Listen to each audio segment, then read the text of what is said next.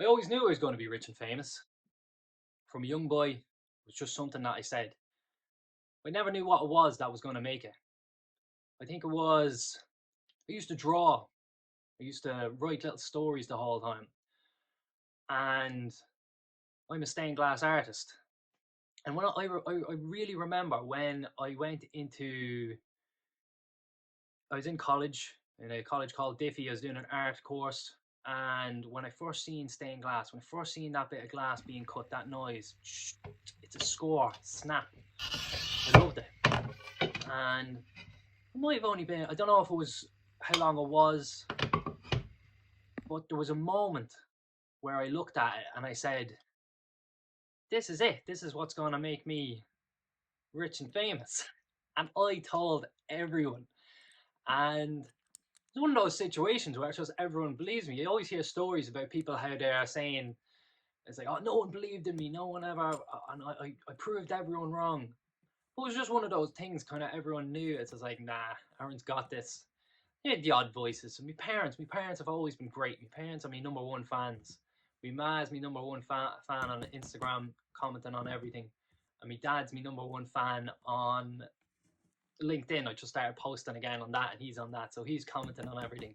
So I've always had like fans. My family have always been fans. My friends have always been like, they always believed I could do it. And then I joined the stained glass world, and everyone was so bitter. They're like, why would you get into stained glass? It's such a difficult thing to make it in. And it's very difficult to keep those voices out of your head.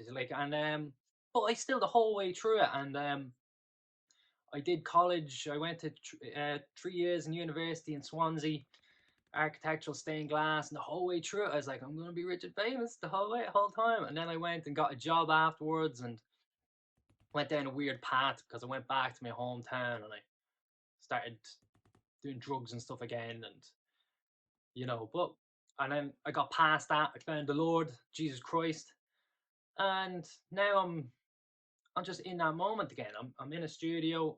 This is my last 3 weeks of this job until I go home, and I'm not going to get addicted to drugs again. I'm going to go home and I'm going to have my own business, and I already know it's going to work. I have a few ideas. I'm going to teach. I'm gonna get my own studio fairly quickly. I was gonna go back to work in an old job in just a glazing place and do like 3 days a week just to keep the money there.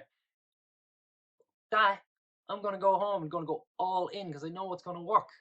And yeah, I'm just so excited about it. Even making this video, I'm never making videos like this. I'm usually a bit nervous, but I just feel the energy. And yeah, so back to the story about where I used to write stories and draw pictures the whole time. That's what stained glass is. Stained glass is a storytelling art form. So I'm doing exactly what I've wanted to do from a child. Yeah, we all have a purpose in life, and if you can really find it and get to that stage where you get to do it as your job, you'd be surprised by joy, as C.S. Lewis said in one of his books. That's a brilliant book. Anyways, that's all I've got to say. I'm gonna keep recording videos like this because I feel much better doing them. This feels like normal to me, a bit of energetic instead of being all in my head. Yeah, cool. Follow along for the journey. I'm a YouTuber now. I'll probably post this on Instagram as well, but yeah. Go on.